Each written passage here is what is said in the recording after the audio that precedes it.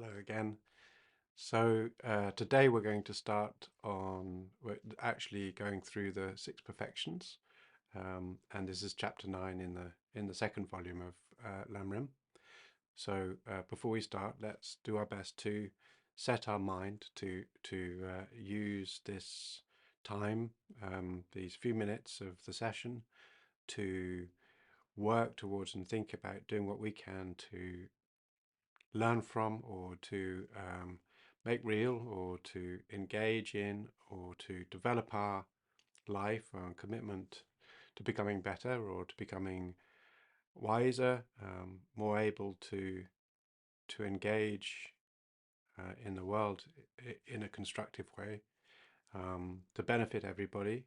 So from a position of altruistic intent, where we're working towards the benefit of all beings, um, and ideally for us to recognize the validity and efficacy of Buddhism, of Buddhahood, and being an enlightened being, being able to spontaneously benefit all beings. So that's really a Buddhist approach, but even from a non-Buddhist, to think about how we can best help all beings, and to use this session as a way to help inform us, or also, if you like, to give something to think about how we may take ownership of it.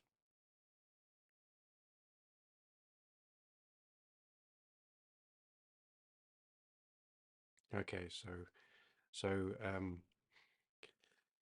the first of the six perfections, if you recall, is the six of the six is generosity, and developing the generosity. Well, actually, Je Rinpoche starts off just to say that what he's going to be talking about again. So he's said, and so far we've been talking about the six perfections and why there are six perfections and how they work together as a group. That's what we covered last week. How the perfections themselves depend upon us, they are the bodhisattva deed. So they are the our trainings, our personal training, in light of the vow that we've taken, or wish to take, as a bodhisattva. And the bodhisattva vow is the vow to become a being intent on Buddhahood, in full enlightenment, recognizing not that Buddhahood is something spiritual or strange, but basically a Buddha is the most able being for helping to assist, relieve the not just the physical suffering, but also the mental suffering of all beings, and not just as individuals, but also as a group. So, and the bodhisattva depends upon bodhicitta, which is this mind set on doing this, on taking on this universal responsibility. So we accept that our lives alone are pretty meaningless, but working for all beings isn't meaningful. And because it's meaningful, it brings meaning to our lives. It becomes a worthy goal in that sense. And we do this by generating this very, very strong love, and a sort of a familiar relationship with all beings, this sense of impartiality. So we do not exclude some or prefer others to some. And again, then we develop this love and this compassion, and great love and great compassion, because there's no exceptions. And from that position of understanding this strong, sort of universal compassion, we're able to develop a strong determination to liberate all beings, or to assist, or to work for all beings. So in terms of this is now we're looking at the actual practices themselves. And Je Rinpoche starts off by saying, well, what is it? So he's citing now the bodhisattva levels, one of the many texts. And he says, what is the nature of generosity? It is the intention accompanying a bodhisattva's disinterested non-attachment to all of their possessions and their body, including their body, and motivated by this, the physical and verbal actions of giving these things to be given. Okay. So so Je Rinpoche says, therefore, it's the virtue of a generous attitude. So we need a generous attitude and then the actions, both physical and verbal, which are motivated by this mental attitude. So the primary thing is to develop the mental attitude, a generous mental attitude, from which what we say and what we do arises. And he says, and it's repeated in several places, that it's that developing the perfection of generosity does not require us to remove poverty from all beings, because he points out, as many others have, there are plenty of destitute living beings, and therefore we can recognize that it's not just being able to meet to continually give, but primarily is to develop this mental aspect, this mental attitude. And the mental attitude, therefore, is generated towards all beings. So there are two aspects to this. One of them is that generosity arises from love. Wanting to give, wanting to help is similar to or congruent with the same sort of affection that we talked about a few weeks ago of a mother towards her child, towards her young baby. So we can see this sort of a newborn baby, even if there's a slight frown, and the mother's like, "Oh, what can I do? How can I help?" So that mind there is like extending to all beings. And when we have this ability, then we naturally are feeling generous. We're not considering our particular needs. We're willing to sacrifice what we need in order to meet those. So there's one aspect of this is the compassion side, or the altruistic, or the loving side. And the loving side is reaching out and is absolutely wanting to give in a generously. Yeah. So that's one aspect, and the other one is that it reduces this stinginess, or this sort of clinging to all the things that we own. And the three that Je Rinpoche and Lam Rim Tsongkhapa mentions again and again is our body, our resources, those things that we own, or both materially and also immaterially, and also our roots of virtue. So root of virtue means all of our good behaviors and so on. So the idea is to give, is to feel able to give these to all beings from the depths of our heart, and give them to individual living beings according to circumstance and context, and to do this um, um, in the right way. So it's not just saying, okay, well, yeah, I'm going to, I'm going to start doing these sorts of things. So one of the aspects of this is not just having a generous mind, and being able to free oneself from this stinginess or clinging on to one's possessions, but also to do this in the right manner.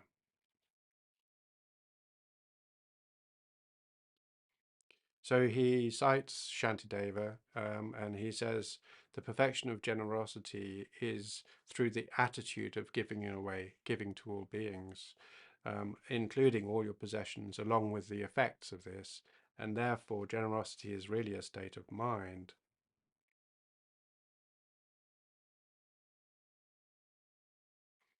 So Je Rinpoche says, and this isn't, he's not sort of saying there's some sort of secret trick where we can actually be stingy and develop a perfection of generosity. He's just being pragmatic. And he's saying essentially that, in fact, it's the generation in various different ways, creative ways, of developing and increasing the development of the intention to give, and steadily increasing this intention to give, this generosity. Even though we might not necessarily be giving something all the time, it's having that sort of generous spirit. So within that, he points out that essentially it's not enough for us just to eliminate stinginess in general. If we do that, like in terms of removing our stinginess, then this is equivalent. This is actually part of the Sravaka path. It's not specific to the Bodhisattva path. And in fact, any arhat, anybody who's liberated, will have removed all stinginess completely, because they've removed that grasping, that mind. However, it's not just that we need to get rid of that tight-fistedness and like, oh no, I don't want to give it to you, but also that we have this intention to give away, to give everything to others, or to give to others, right? So this is the loving side, which is very, very important aspect of the perfection of generosity.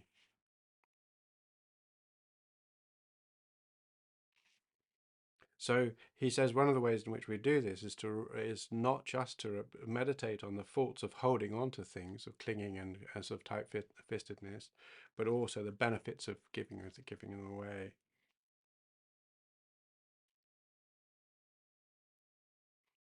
So one of the aspects of this is the ability to give things away depends very strongly in terms of letting go of the value that we imbue with these things. So we're like, oh, this is, my precious, like sort of like Gollum, yeah. So one of the things is to recognize that there is no uh, uh, particular value to an object, or including our body, but also our resources. And this is done normally through our understanding of insight, so especially emptiness.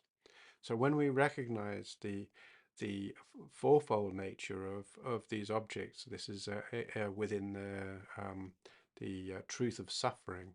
So we recognize the suffering nature, the impermanent nature, the empty nature, and the selfless nature of all of these objects. Then it loses its. They begin to lose their allure. They stop being like the shiny ring that I must have, right?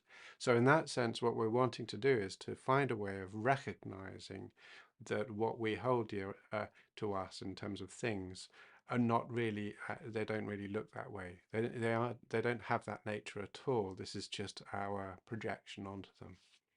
And because of that, we are able to begin to recognize that they're illusion-like. They just appear to be that way to us. And when we're able to do that, then they cease to have the same sort of value that we have formerly had on them. They just become something like monopoly money, if you like, in that sense. That it's not a fiction. It's not complete fiction, but what it is it's pretty much like it doesn't have the value that we imagine it to have. So in that sense, it becomes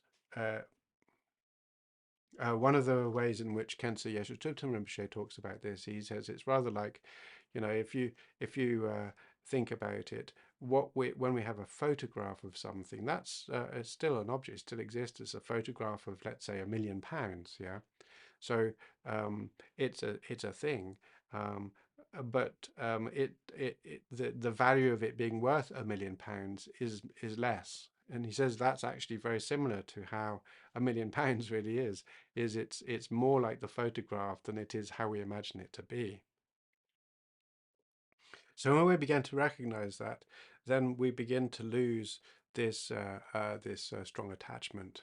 And Je Rinpoche says that again, we can, especially if we think about our body, we have a strong attachment to our body, and we recognize that it's unclean, that life is like a rushing mountain cascade or river, um, that both body and life are free from any independent self-existence, um, and also that we don't have any true control over it because of karma and our predilections, our sort of habits and so on. And then in this sort of sense, it's like become less attached to it. So importantly, I think, and we'll go on a bit more, but essentially, because Jeremy Pichet does many sites here, many quotes, but a part of this is also to recognize that in terms of being generous, it's not good for us to be generous, having sort of thought, oh, I must be bodhisattva-like, I must be generous, and give something away, and then have a sense of regret, even sort of for a short time, or like, well, it's done now, it's over. This sense of regret is no good. So being able to be generous is we need to be able to do it in the right mind, and we might have things, we might be stingy, and we might feel a need to loosen that up. That's really important for us. But for us just to think, oh, I can do it, go do it, is a mistake in terms of the fact we really do have to recognize our limits in this level. So we need to be honest to ourselves about this. That doesn't again mean that we can expect enlightenment to happen if while we allow ourselves this stinginess, right? So what that shows is our ignorance. So as we understand it, if we recognize that it is our ignorant or our afflictions that are holding us, binding us to this sort of sense of compulsive attraction, um, then maybe we can sort of feel, okay, well, I need to work on this a bit, right? So when we're working on this, trying to let go of our compulsive sort of clinging, that helps. And also by generating this mind of loving kindness, of cherishing to all beings, that helps. And they both help for us to develop this sense of generosity.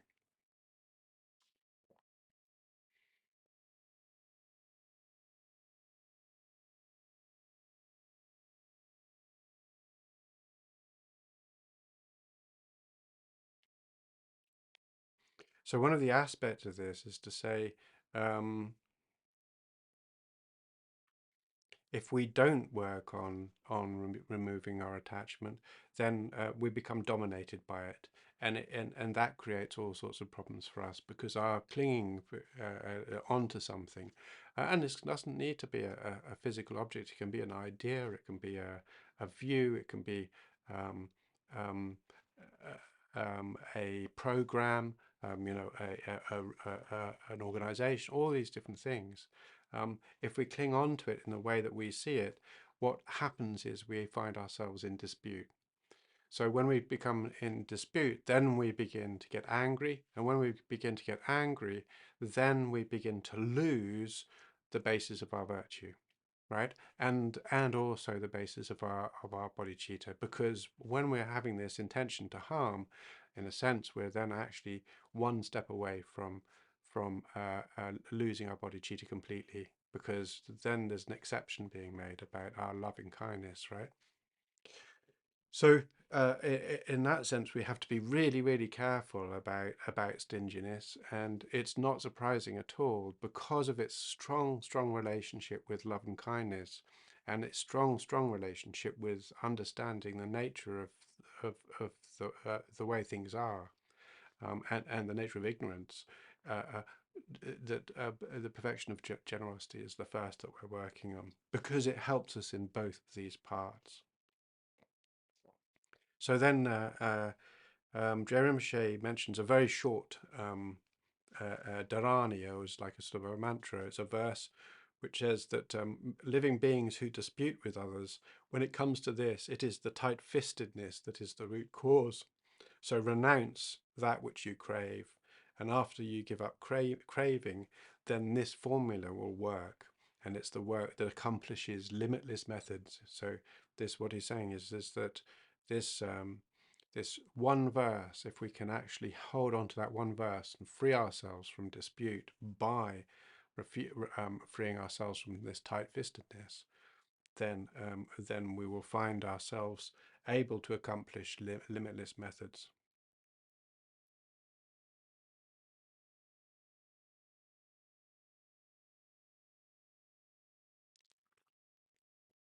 And again, really trying to encourage us to think about how we can train and develop these is the compendium of training. He says, my body, my mind, move on moment by moment. There's nothing there that isn't transient.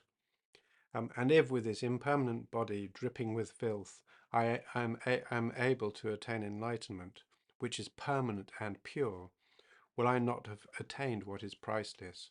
And this is the idea of saying, why are we attached to what is of no good to us when we can use it to bring what is good to everybody, right?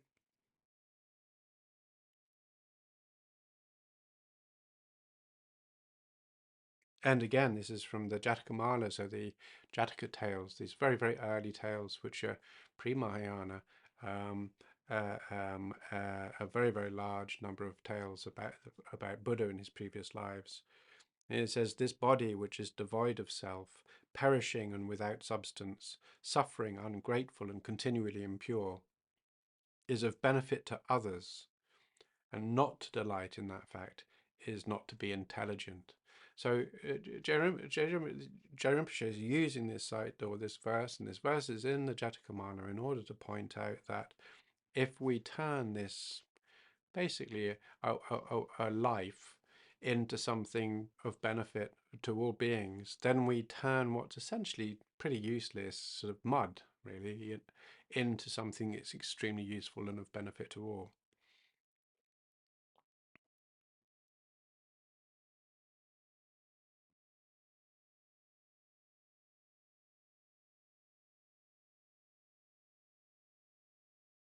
So it says when we begin to recognize how valuable generosity is and the mind of generosity is, then we want to wait until we want to develop a sort of mind which says, you know, I would be a fool not to train my mind like this. And then what we do is we work on by giving, actually by giving and by finding opportunities to give and ways of giving, and also ways of developing a sense of freedom from our tight-fistedness and our attachment, and ways of developing our loving kindness and compassion and consideration. Then this is actually, we begin to see a shift in our minds. And with it, we see, which is sort of counterintuitive, that we begin to see this very, very sort of strong foundation in contentedness.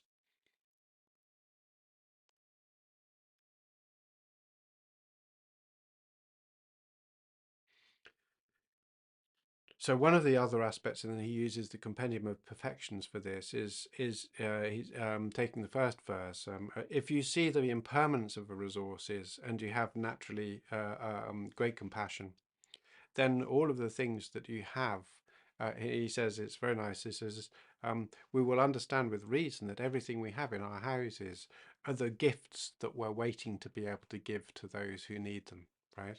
So it's not like mine. It's like, ooh, I'm going to let this be. And so it gives us a good idea that in a way we need to look after our possessions because we're looking to find opportunities to be able to give them to people. And if they're sort of in a bad condition, then maybe they wouldn't want to be so content with them, right?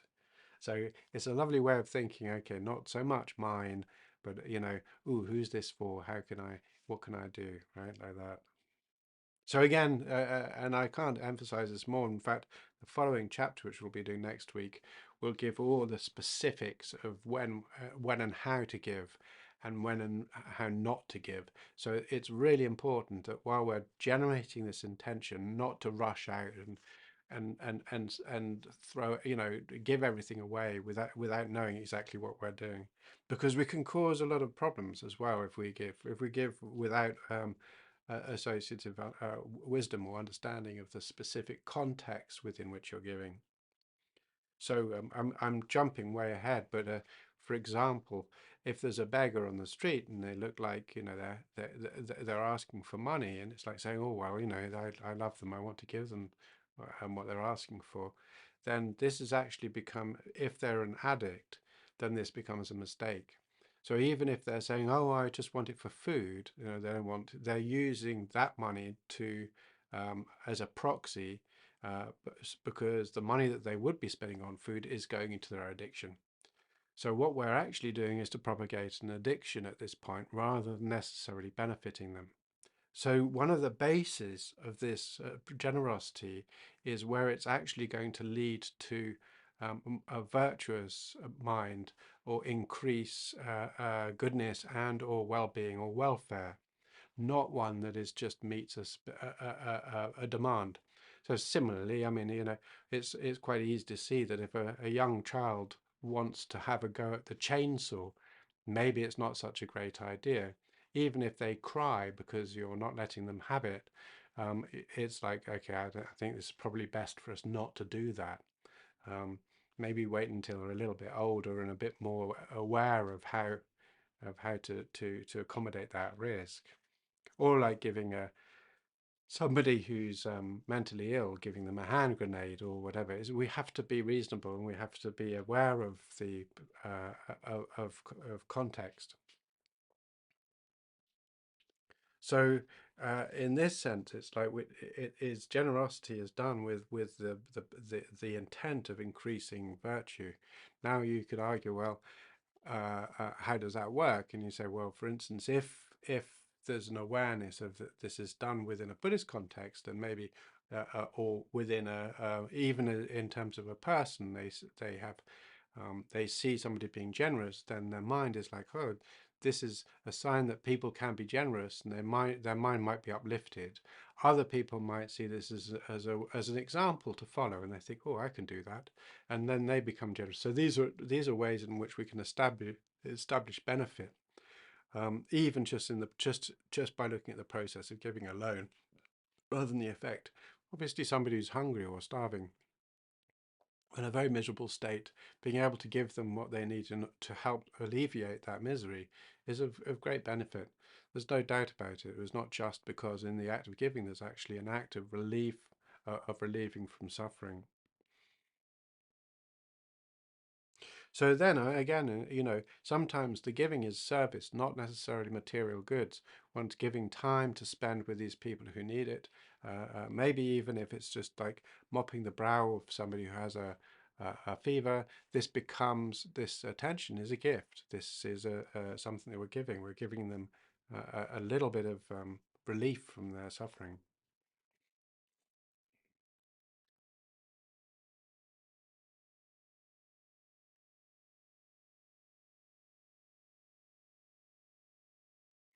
So again, and then there's another quote from Nagarjuna's Precious Garland says that um, that the merit of being able to generate, to offer this generous mind, is greater than, especially done with a mind of wisdom and understanding and love. Um, is said because the expanse of living beings is innumerable, then the merit of the wish to help them is the same. It's beyond count, it's beyond measure.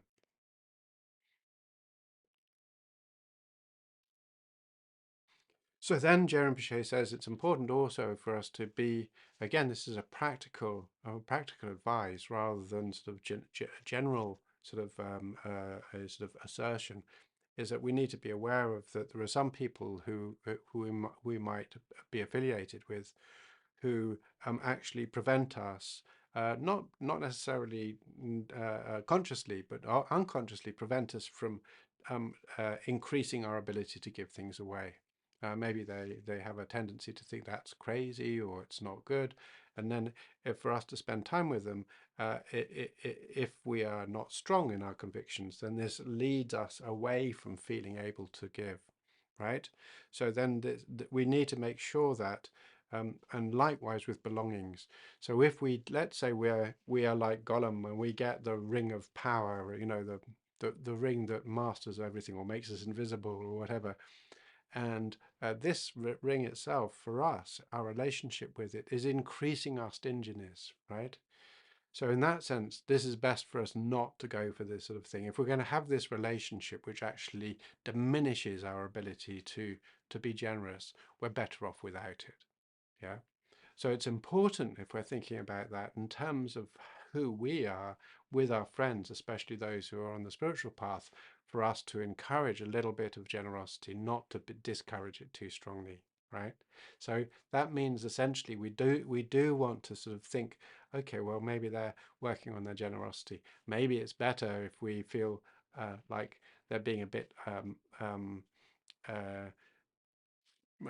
unwise in their giving, then maybe one can say something. But we don't want to discourage this. So similarly, where we're trying to work on helping and considering that everybody, including those who are on the path, and what we want to do is to be generous in our ability to help against for all beings, for everybody on the path.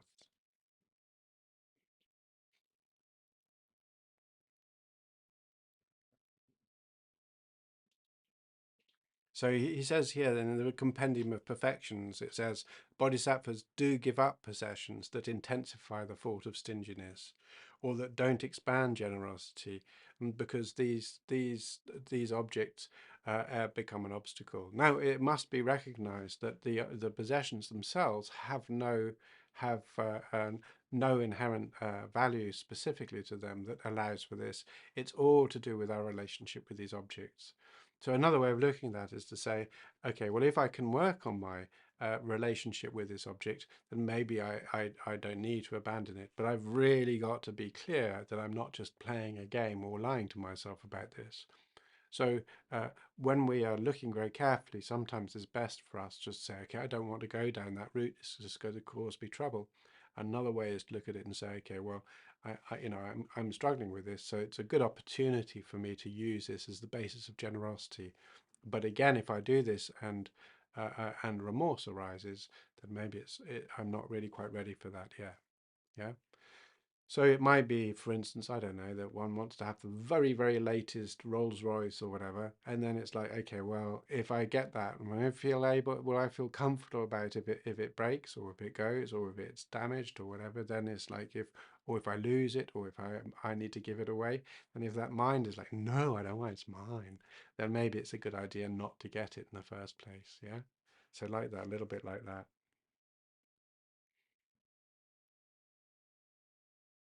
And the specific object here, they say, is if somebody were to give you a kingdom or jewels or wealth, then if this is going to harm their generous attitude or obscure the path to perfect enlightenment, then it's best not to do it.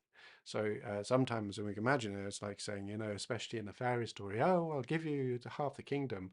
It's like, okay, well, now it's mine. Then it is not so good.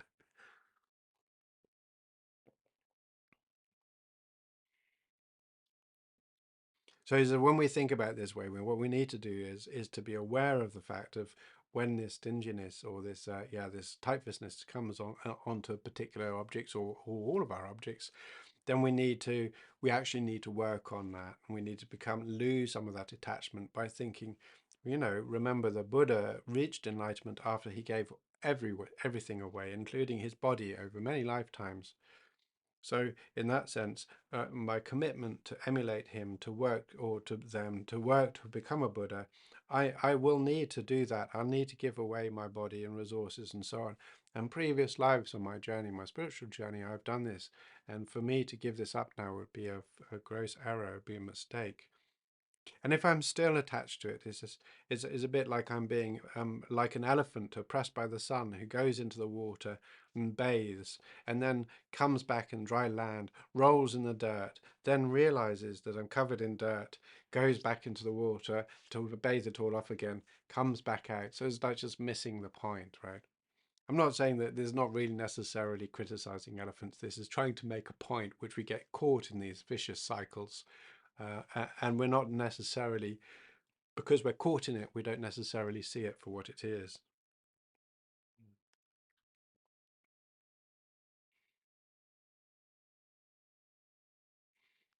So he says if we can actually find a way of thinking of the delight, feeling a delight for the benefits of giving things away, and likewise recollecting and feeling joy for those people in the past or in the present who you've seen who've been able to give things away and feel, wow, that was just amazing, and feel this very, very strong sense of joy, and then also to reflect on people who've been tight-fisted, both ourselves and others, and miserly, and how sad or broken that looks, then that can help us to begin to loosen our tight-fistedness. Well, and just to be clear, we all have this naturally, right? Unless we're very, very advanced, there's always a little bit of tight-fistedness there. So it's not like there's something that is like, oh, I don't need that. We all have this, right? To recognize it is very, very important for us. We've got to do what we can to help loosen it. It doesn't matter. Some people are known to be generous. Some people are known to be tight-fisted. This is from a worldly point of view. All of us are like this, really. So we need to do what we can a little bit to work on that. Yeah.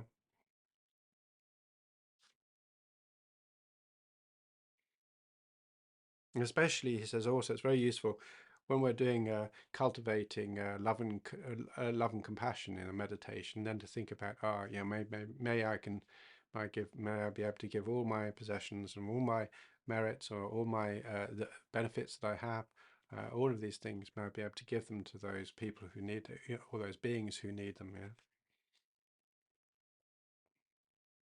And then he'll again also, he says, and this is from Shantideva, he says, I will give away without any sense of loss my body, my resources, as well as all the virtues from the past, present, and future for the welfare of all beings.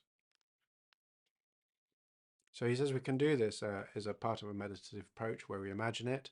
And again, essentially, um, if we are able to do that and sort of actually begin to think this is really what I want to do, it's not just a pretend daydream. This is me wanting to become used to the idea of doing that. Then we can begin to really say, once we've done this with the intention of wanting to benefit all beings, um, not from any other purpose, then we can begin to call ourselves a bodhisattva. So this is really, in the sense, is where we begin to see a bodhisattva in action, not just a bodhicitta mind who wants to be a Buddha. This is somebody who's actually progressing.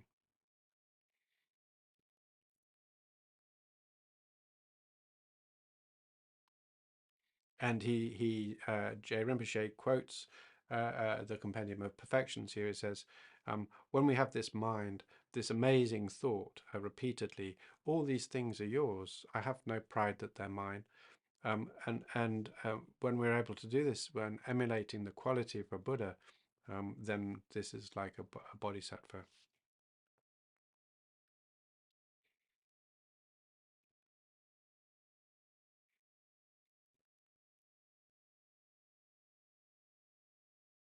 So then there's a aspect about giving away our body. So this is like giving away our flesh, literally our flesh or our body. And he says, you can't do this now. Don't even think about it. Is that essentially we need to we need to cultivate the idea of being able to do that at some point. But for us to do this now would be a mistake. Um, Essentially, we need to wait until we've actually realized great compassion, and to realize great compassion in its full sense also requires us to be Arya. We need to have actually directly recognized emptiness. So for us to be enlightened, then we can start doing this. But right now we're not, unless we're there, then you know what to do. But otherwise, if if we're training to become enlightened this way, so this small enlightenment, this first direct perception of emptiness, um, then at that point, up until then, it's really not so good to do things like to give away our flesh. There are extenuating circumstances, yeah, there always are. So it's always about context, and maybe there's an opportunity and you can do it and it makes sense. And in that sense, that's fine. But in general, it's like saying you really need to wait a bit.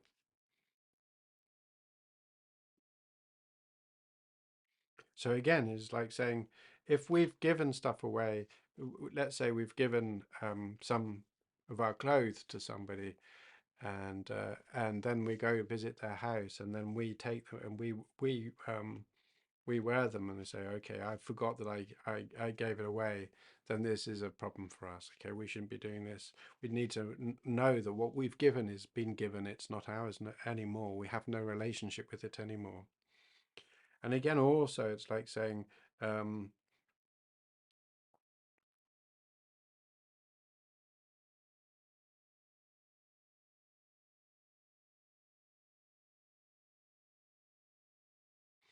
if we do this out of from a mind of attachment or whatever, then there's also becomes a problem.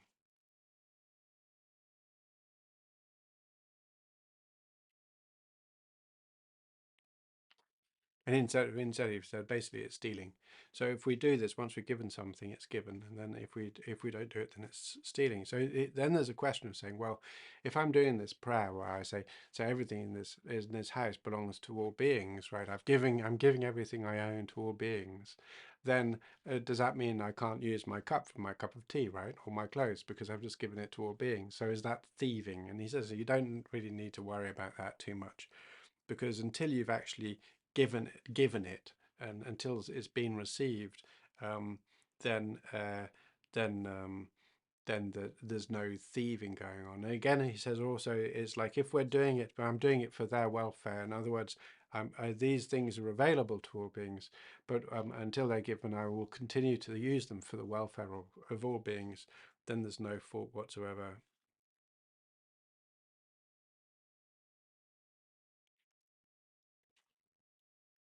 And he says it's a bit like, and this is sort of a bit like this. He says it's a bit like if you have a if you're working for somebody, so for instance, you're a PA or whatever, you're working for a family or a person, and that person is ill, then you might be doing things in order to meet the needs of your job without necessarily having the permission from the ill boss, right?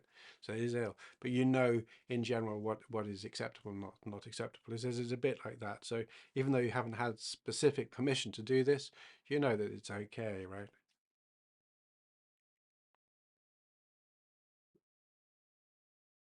So again, he says, and importantly, um, if we think that if we have this idea that mentally giving things away is not really meaningful, it's sort of without any substance, and essentially it's just a lie, it's just a daydream. So this is actually a mistake. If we can actually, what we're doing is we're working on the idea of being able to do that. We're creating a looseness. We're trying to unbind ourselves a little bit. So by having this thought again and again and again that oh, this is actually not my book. This is for anybody who who needs it. This helps us release our binding on it. It's not a lie. It's if you like, it's a way for us to begin to understand what we are working on.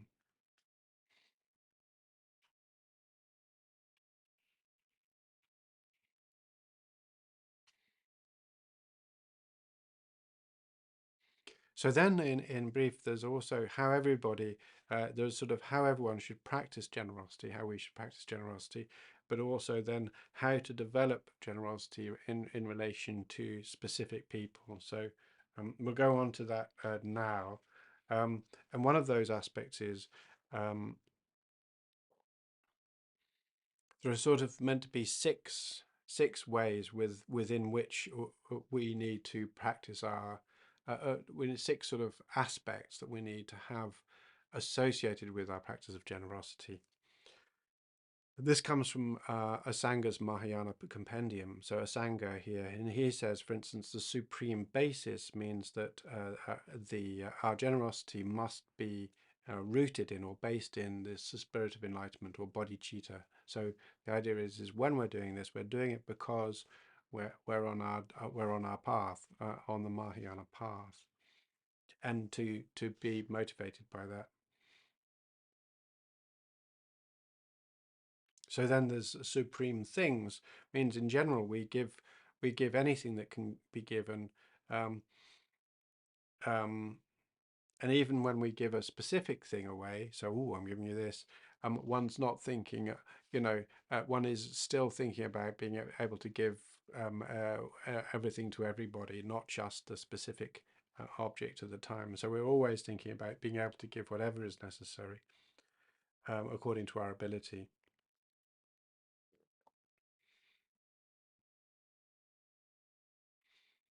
So supreme skill in means is the um, sorry, supreme aim um,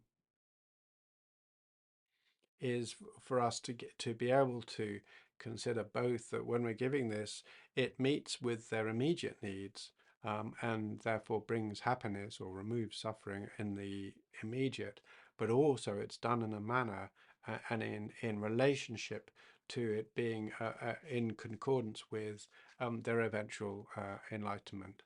So we can see then that although something might have an immediate short-term value, if it doesn't have a long-term value, then it's not really correct. Then supreme skill and means is to have this mind or remembering that that things are not that they are actually empty. They're sort of they have these qualities of being the four qualities of all conditioned objects of being suffering nature, impermanent, selfless, and empty.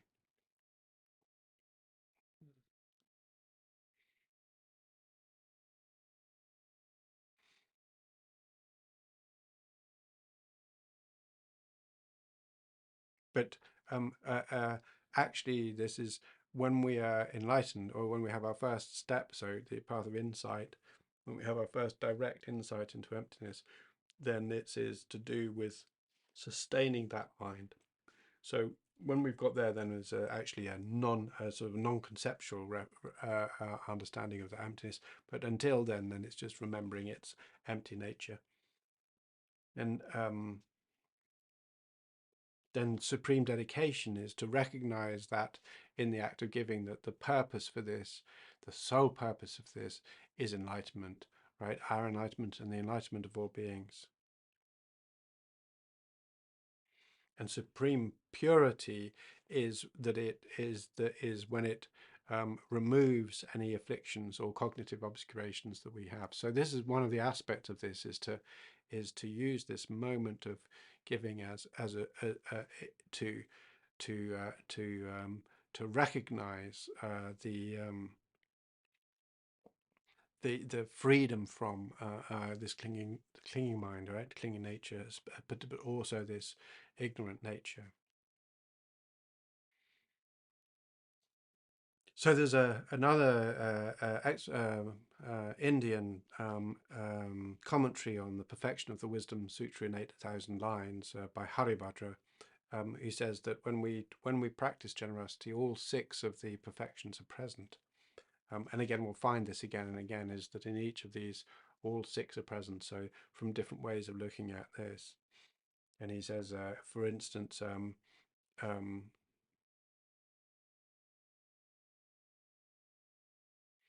by sustaining the mind of the bodhicitta, the Mahayana mind, then this essentially is equivalent to restraining ourselves from not having that, which is therefore ethical discipline.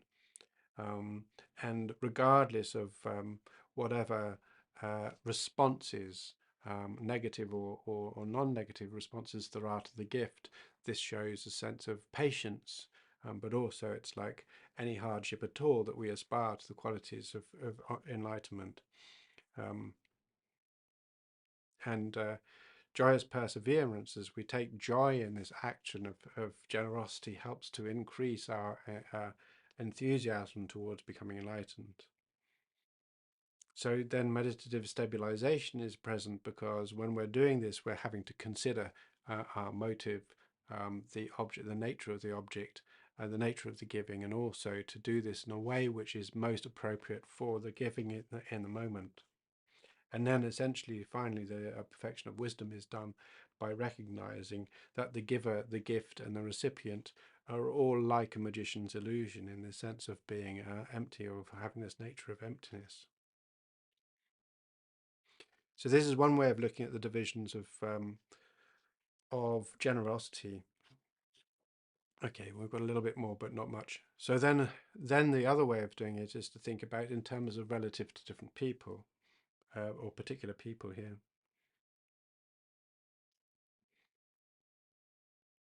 So then this is a lot of this is about the distinction between renunciates, especially monks or nuns, those who have renunciated ownership of anything, and those bodhisattvas who are lay people who do own things.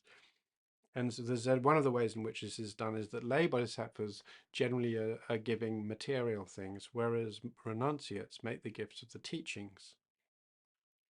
But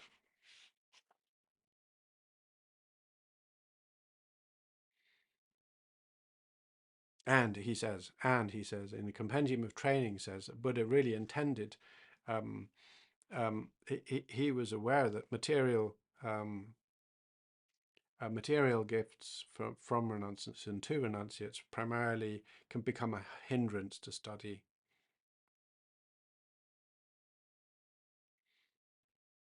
And then there's some aspects about saying, for those who are renunciates and who have very, very few possessions anyway, it would be a mistake to give these away if it's going to prevent them from being able to continue their practice. And again, there's also things to do with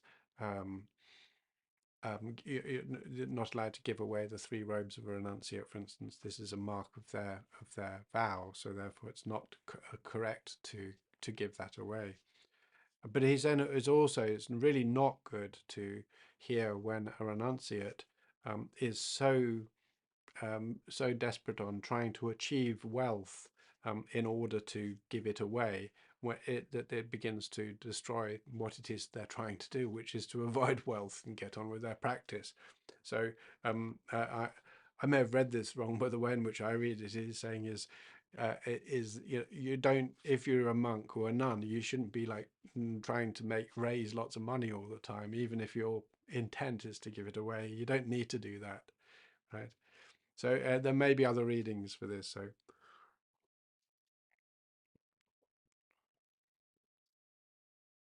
So then he talks about some of the ways in which objects of generosity, what we can give. And he says, for instance, giving the teachings is being able to teach Buddha Dharma, but without making mistakes, but also teaching the arts. So the arts in this particular case are things like literacy, mathematics, medicine, engineering, all of these different tools, all these different skills, which are very, very useful in terms of normal worldly occupations and or basic skills. And he says, as well as helping others to uphold their precepts and the laws and so on as well. So this is all gift of teachings. There's a very, very, very powerful generosity involved in this. So again, done with joy, done with a love and kindness, and done with the same purposes we're talking about wanting to benefit and eventually become enlightened and benefit all beings. Then even teaching the alphabet or teaching basic numeracy is a huge gift, very, very large gift. Gift of fearlessness is also providing an environment where people are released of their fear that they might have of from humans, such as robbers or muggers or whatever, and fear of non-humans, such as lions or crocodiles, and again, fear of the elements such as flooding, fire, and so on. So the fear don't have to be rational, they can be irrational fears, but being able to provide freedom from those fears, so there's a lack of fear involved. This is a gift, this is a real gift indeed. So then there's material gifts, so things such as, and he goes into a lot of more detail about material and mental gifts in following chapters. And then also how to give away, and he does that in the next chapter. So he'll be talking about the recipients for giving, the motivation for giving, how to give, and so on. So in brief, he talks about the recipients of giving, and he says this is like your friends and relatives who help you, the enemies who harm you, ordinary people who neither harm nor help you, those with good qualities who have a strong ethical discipline, those who have terrible discipline, who are faulty and have all sorts of problems. Those who are inferior to you doesn't necessarily mean inferior in any particular way, but like spiritually, politically, socially, whatever, it doesn't matter. Those equal and those superior to you, the rich and the happy, and the miserable and the destitute. Essentially, everybody without exclusion. Yeah. And he's saying, don't think, oh, I just need to give to the poor. It's like, no, you need to give to everybody. Everybody is available to you as a recipient of giving. And that's absolutely relevant here. Yeah. So for us to say, oh, and I don't need to give to them, they're rich, misses the point, right?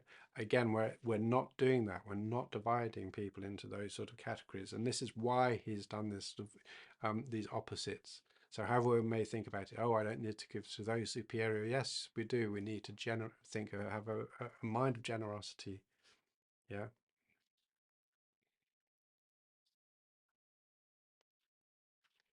Okay. And then a little bit, and then we're done. So this is just about the type of motivation that we have. So our motivation should have three qualities or three aspects or three attributes. Based on this, I will complete the perfection of generosity, which is a precondition for perfect enlightenment. So we can also do, based on this, I will achieve enlightenment. So this is the idea of saying that this is done. And remember, we're doing this in order to benefit all beings. So it's not as though, oh, this is my enlightenment. It's an enlightenment I'm giving to all beings, right? So this mind is like saying, everybody benefits from me being enlightened. Not not just me. I benefit a little bit, but everybody benefits. Therefore, I'm doing it on behalf of everybody.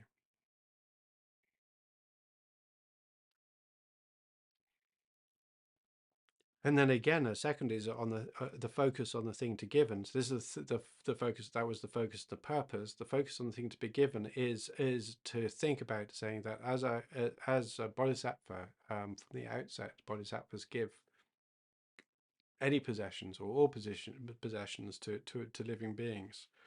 So these material goods that I'm giving actually belong to others, and it's really as much as I'm giving something, uh, they're receiving something from me that I've been looking after in trust for them, right? Rather than, oh, this is mine. No, no, okay, maybe you can have it, right?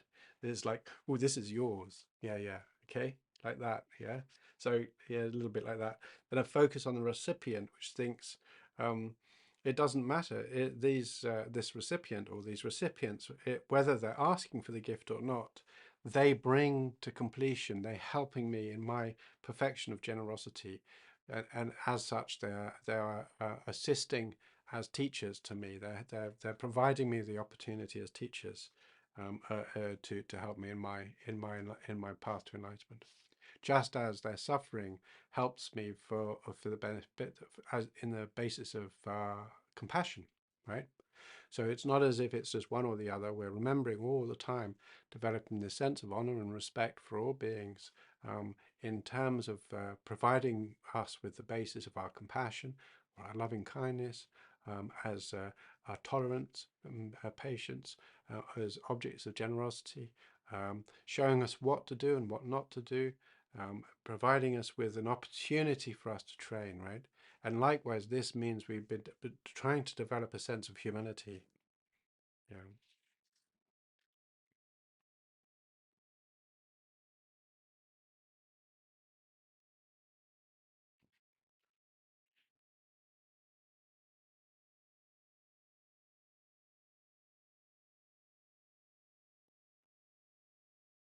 So he says then there's also things, essentially sometimes what we want to do is to think a little bit about the purpose. So as well as the general purposes that have been just described, there's also sometimes we might have a specific one, like where I'm wanting to work on, freeing myself with a sense of antagonize. I've got this antagonism towards something, so I might want to give to them to help me release my antagonism as well as being able to meet that need.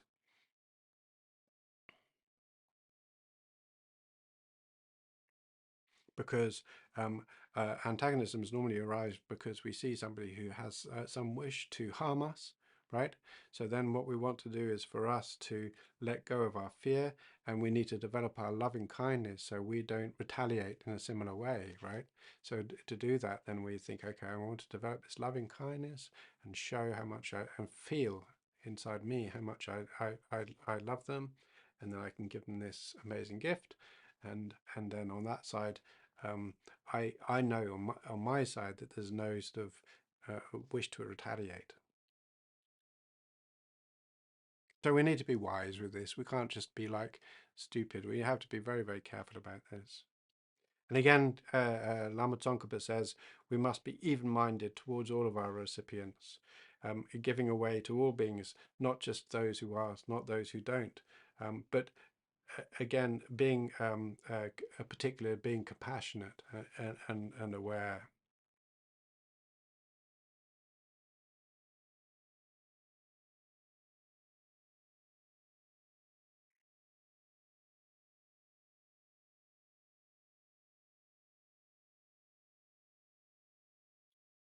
So then there are certain types of motivation which are to be eliminated, and we need to avoid.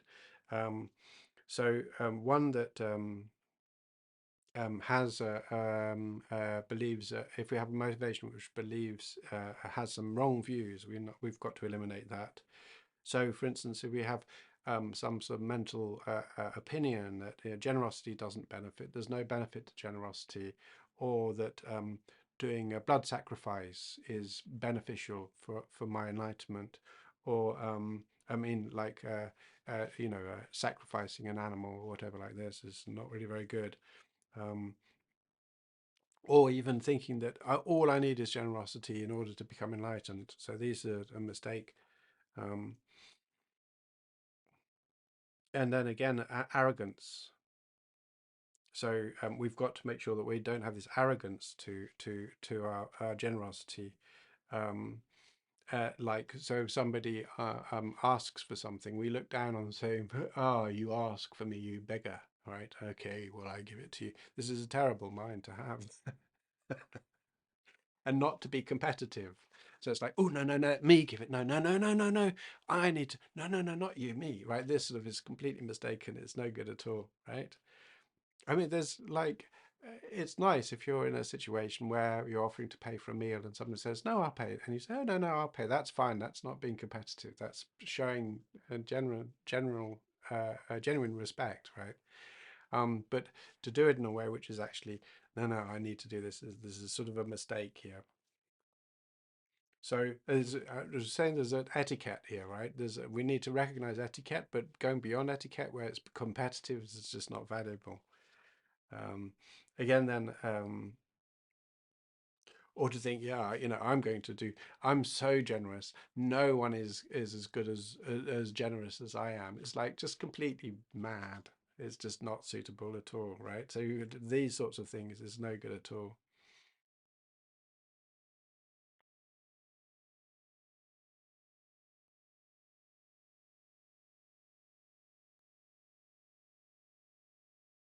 So again, also we need to be careful as to say if, for instance, we're giving something to somebody who's stingy, or we give something, we see somebody who's stingy and or they've been stingy with what we've given, and we get upset with that, then this is a mistake. Yeah. So it's not that we shouldn't give to stingy people, but if we respond in a way which is like upset with the fact that they turn out to be stingy, then this is a mistake. We're gonna have to accept what happens. Again, if we observe people whose ethical discipline is not very good or is problematic, and we criticize them, or are unflattering towards those, then there's a tendency for them to suffer, of us to suffer, anybody listening to suffer. There's no benefit to this sort of thing.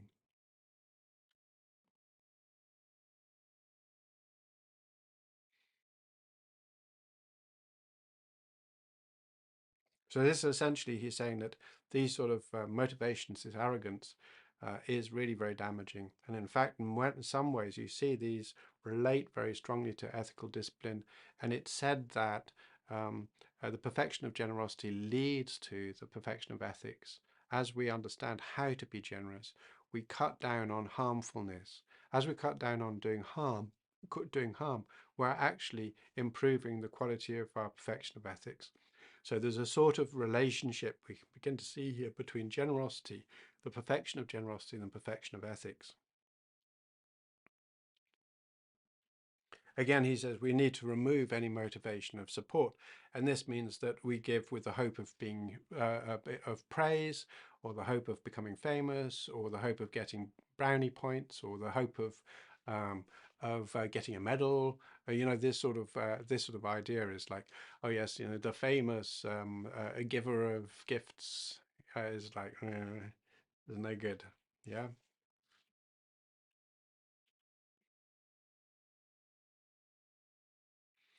And again, it's important not to have discouragement. So this is which I mentioned earlier on, is that when we give, we should be joyful before the giving. We're filled with joy when we give, and we have no regret after we've give, give, given. Um, and again, if we hear about a bodhisattva or another person who's doing lots of giving, for us not to feel discouraged, but to feel a great amount of joy and enthusiasm that this is something I can do without belittling myself. So maybe say, oh, I gave 50 quid and I felt really good about it. And then I find somebody else who's poorer than me has given them 1,000 quid. And it's like, oh, that makes me feel bad. Then this mind, I need to stop that. It's like, what I did was good. It's still good. Yeah. And maybe what they did is amazing. Maybe I can work on that at some point, right? So not to be like discouraged because of what somebody else does. In a sense, it's a bit like the competitive nature again.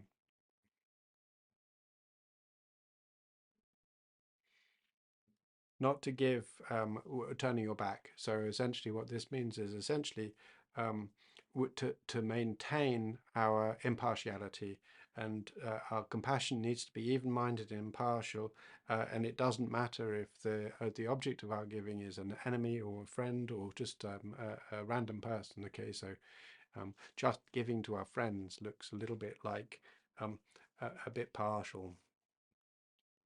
And then again, a motivation of any expectation of something in return. This is absolutely relevant. So if you think essentially what I want, I'm wanting something back, is just not appropriate. And he says, remember, we're giving these things to beings because they're seeing there's a lack of happiness in them or an opportunity to relieve suffering. That it's this basic mind of compassion and loving kindness that is what is motivating us to give. So if we're doing it for something, in fact, I think he mentions this next. Then this is later on. He says this is basically the same as trading. Yeah. So if we're trading, there's no benefit to it. This is true also if we're giving teachings. If we're giving teachings, that's great, but it's a gift. If we're trading teachings, in other words, we're selling it for money, then it's just trading. It's a commercial enterprise, and there's no benefit at all beyond that commercial enterprise. It just becomes a commercial enterprise. There's no benefit to us in terms of our development of generosity, or in terms of our Dharma practice.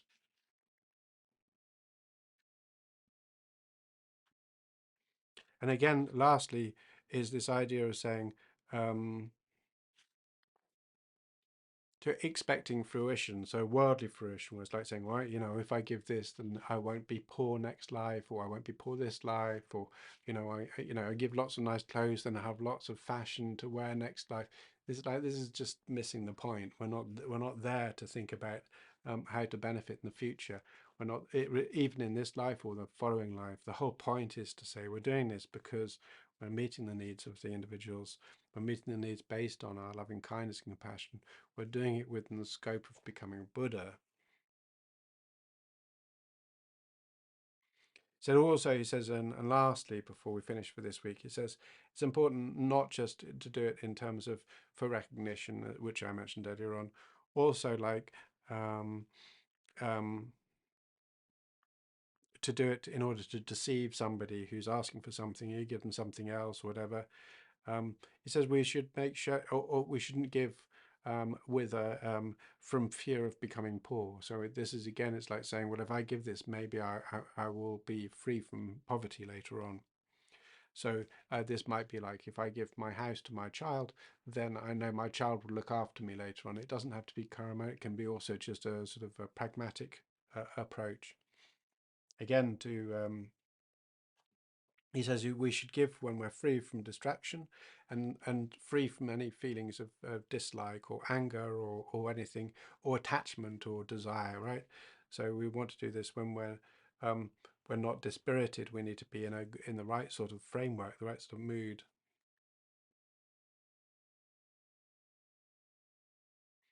And if we see somebody who has, like somebody's deceived us or they've got faults or whatever, and we give to them, and the purpose is then to highlight, say, I gave him that stuff and he's just a liar, right? So we're using it as some sort of fuel for our dispute, right? Then that's really not good, not good at all.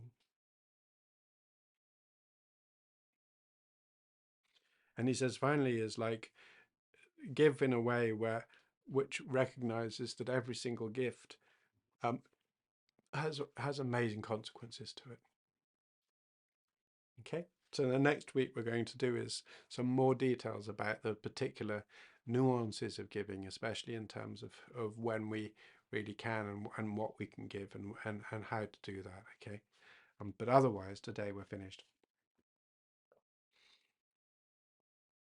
So dedicating any merit to this, to thinking about what we've talked about as well in terms of giving any benefits at all, to working towards offering this life and the future lives, mind and future mind, to all sentient beings through becoming a Buddha in order to meet those particular needs. Um, hoping to establish long life for the Dharma, for the teaching, but also really and primarily the concern is to continue working to benefit all beings. Okay, so let's now just maybe meditate a little bit on loosening our attachment and feeling generous.